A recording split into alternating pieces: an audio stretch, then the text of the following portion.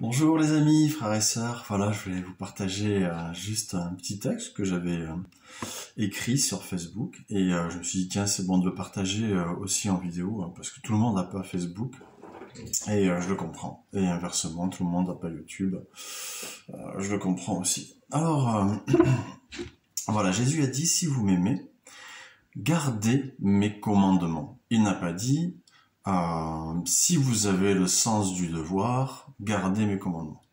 Mais si vous m'aimez, si nous gardons ces commandements, si nous lui obéissons, cela ne peut être que par amour pour Dieu. Notre papa, notre grand frère, qui par amour s'est offert à la croix pour nous. Que tout ce que nous faisons ne soit que par amour en réponse à son amour. Si nous prions pour nos frères et sœurs, c'est parce que nous les aimons. Si nous voulons ressembler à Christ de plus en plus, c'est encore par amour pour mieux les servir.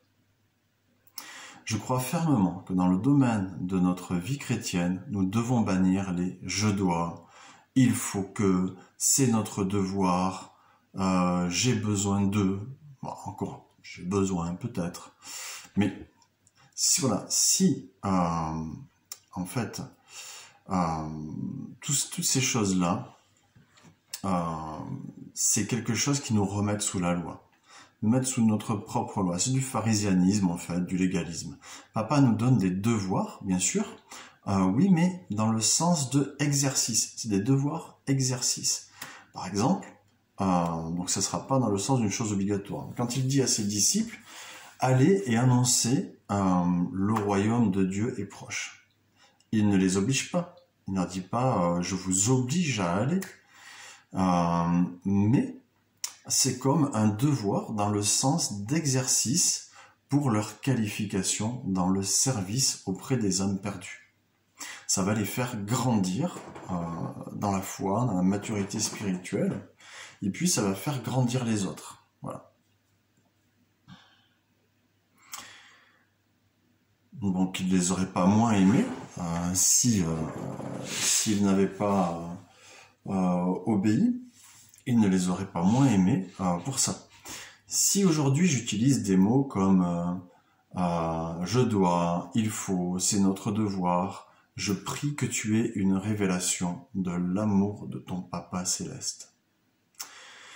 Que tu saches que tu es aimé de façon inconditionnelle. Rien ne peut t'arracher de sa main. C'est la main de Dieu. Alors, aujourd'hui, je prie que tout sentiment de blessure, parce que quand on utilise des « il faut »,« je dois », c'est des choses qui viennent des blessures du passé, qu'on t'a imposées. Et je veux que tu sois libéré au nom de Jésus. Je demande que tu sois libéré. Je commande à ces blessures de se fermer. Je commande à ces blessures d'être guéries. J'appelle pour toi, pour ton cœur, la guérison du ciel. Pour que tout ce que tu as vécu dans ton enfance, ou ta vie d'adulte, tous les moments où tu as été brimé, tous les moments où on t'a cassé, eh bien toutes ces choses soient oubliées, que ça soit, comme on fait en langue des signes, du passé lointain, ça soit vraiment des choses que ça n'a plus aucun effet sur toi. J'appelle la restauration complète pour toi. Et voilà, je prie que toutes ces choses soient, ces sentiments d'insécurité, d'abandon, de manque de valeur, soient emportés par cet océan d'amour, par le vent de son esprit. Et maintenant, je vais te donner un petit exercice. Mets-toi dans un lieu, au calme, un lieu vraiment tranquille, avec de la louange, de la musique douce, peut-être sans musique.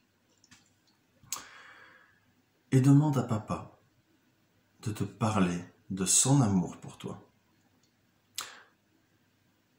Ne lui demande pas ce que tu dois faire. Attention, ce n'est pas la même chose. Ne lui demande pas ce que tu dois faire, comment tu dois te comporter, ce que tu dois dire à quelqu'un. Demande-lui de te parler de son amour pour toi. C'est-à-dire que tu n'as rien à faire en retour. Tu dois juste recevoir. Parce que si tu demandes quoi faire, tu es encore dans le « je dois ». Demande-lui de te parler de son amour, des sentiments qu'il a pour toi. Tout simplement. Note-les. Sois rassuré, sois restauré, sois plein d'assurance. Bonne journée à tous.